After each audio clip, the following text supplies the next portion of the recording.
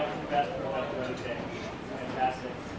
It's been a lot of fun so far. We're going to enjoy the rest of the day and the remaining days here.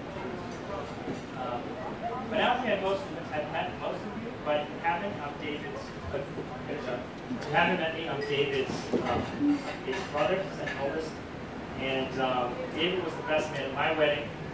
And in his speech, he sang a few roasts. So now here I am at his wedding, about to give a speech. And it reminds me a lot of like growing up, where I always get the last word. So just to set some context with David and my relationship growing up, before I was born, David was the center of attention. He was the firstborn male, the promised child, and he was just kind of an example. At that time, Ghostbusters was big. And between my mom, my dad, my grandparents, David had literally everything, every action figure, every toy. He had even a jumpsuit, and even a pedal car that was a Ghostbuster car.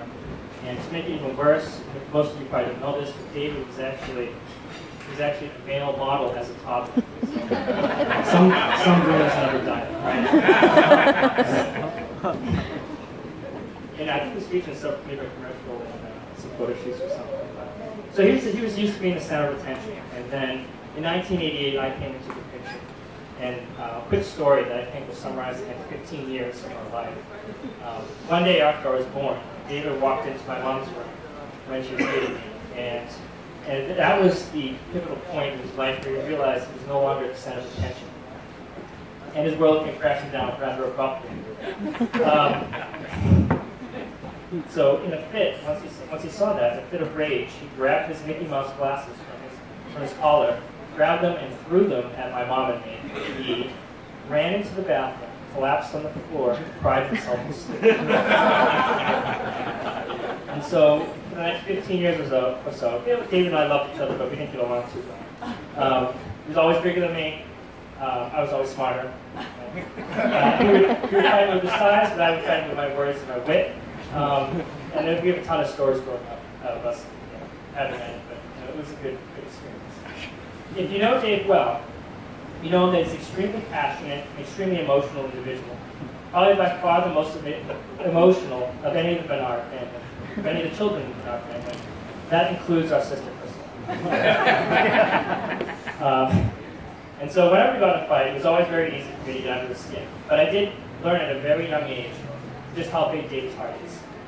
And I don't even know if you know this story, so I'm but I remember one time I went to Skate Beach in Cape Cod. I was probably about 5 years old. And I had wandered away from the family, and I was looking for crabs down by the water. And when I looked up, I didn't see my parents or David where they were sitting. And so just as my parents had always told me to do, get lost, go back up to the beach where we were sitting, and we'll find you sometime. So I was waiting for them, and about 10 to 15 minutes later, I see them coming back in the distance, and I see my brother David, probably 8 years old at the time, all red in the face, crying, bawling his eyes out, and running towards home. And he was crying because he thought I had kidnapped or taken him. And when I said running towards me, you're probably thinking, well, he wanted to embrace you, he wanted to hug you, he's glad you're alive. No, actually, he was trying to beat me up to get But nevertheless, even at a young age, I learned that this guy has a very big heart and cares about people, and I've carried that with since that time. So David's emotions and his passions, they manifest themselves in a lot of ways, some good, some bad. But I think one of the reasons I look up to him most is his willingness to stick up for others, be bold when others are in a time of need. And there are countless stories I can tell you, from the time David beat up his friend for giving an Indian sunburn, to the time, when we were young, to the time he was stationed in North Dakota, defended a disabled person from being ridiculed and pushed around at a bar, to most recently confronting a customer at a local fast food restaurant. And in his work, he was yelling at a cashier. These are situations that I never seen them come across here, but they always come with my David. And he takes the right course of action. So not only will Tori be marrying her own, or have married her own personal bodyguard for the rest of her life, she'll also be marrying someone whose emotions and passions, I think, will keep the relationship interesting, will keep the relationship lively, and will fan the flames of their marriage for years to come. So, Now I'm going to move on to Tori. So, I think, I'll be nice to you. I think Tori compliments David in a lot of ways. For one, Tori is extremely intelligent, and she makes up for David last. And believe me, there's a lot of laughing.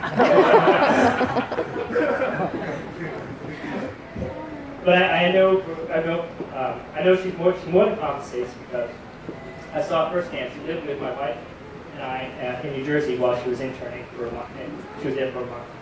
And everyone told me how bright Tori was, how well she did on her scores, everything.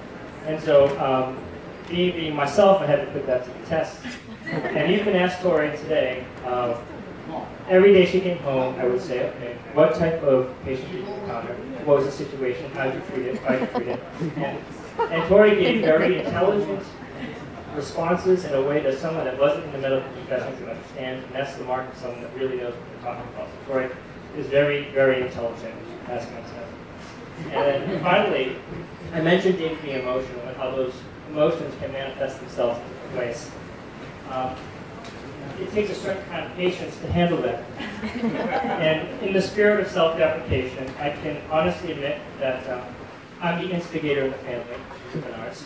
I like to cause trouble. I know how to get under people's skin and push the buttons. Just ask anyone in the Bernard household. I'll second that. Yeah. Ask anyone in the Bernard household, ask anyone in the Chin household, or ask my dear wife, Alyssa, God bless her.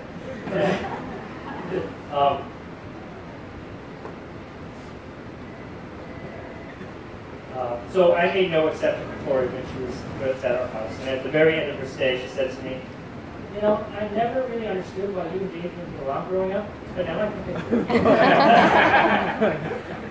I will say a month in an apartment with Alyssa and I is equivalent in terms of patience requirement to a lifetime with David.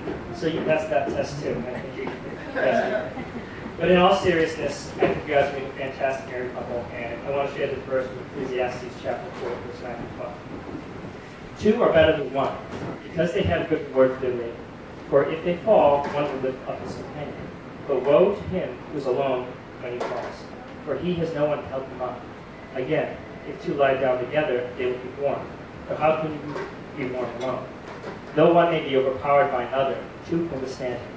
And the threefold cord is not easily broken. So this verse speaks to the lessons of companionship and how two together are better than one. And in your marriage, I know you both of you have a lifelong companionship with one another. Marriage isn't always easy. There will be times in fact it feels really hard, maybe impossible. But if you persevere, help each other when one another falls, you compensate for one another when the other is in need, then your marriage can really blossom into something great. And there's one critical piece of that passage. The verse mentions the threefold cord. And this threefold cord consists of three strands. Not twofold, three strands. One strand is you, David. Another is Tori, and the other is God. And all three of these strands, together in harmony, create a oneness that will create the strongest bond in your marriage that you could ever hope to achieve. All right. And with that, I want to give a toast. I want to thank everyone for being here. And I want to raise our glasses to the bride and groom. Wish them a long, prosperous, and healthy life. Right? Cheers. Let me know when you have kids. We'll coordinate. All right.